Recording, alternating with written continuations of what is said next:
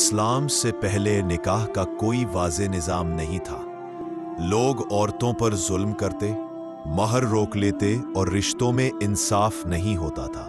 5ویں سپارے میں اللہ نے نکاح، مہر اور خاندانی پاکیزگی کے متعلق اہم احکام نازل کیے۔ اللہ فرماتا ہے، پاک دامن عورتوں سے نکاح کرو اور ان کو ان کا مقرر کیا ہوا مہر ادا کرو۔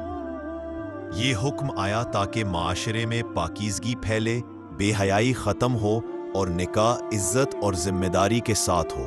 اسلام نے یہ واضح کر دیا کہ مہر عورت کا حق ہے، کوئی اس سے محروم نہیں کر سکتا۔ یہ تعلیم مسلمانوں کے گھروں کو مضبوط بنانے کے لیے تھی تاکہ خاندان محبت، عدل اور ایمان کے ساتھ قائم رہے۔ پیغام: نکاح ایک مقدس معاہدہ ہے، جو اس میں انصاف اور پاکیزگی قائم رکھے گا، اللہ اس کے گھر میں محبت اتار دے گا۔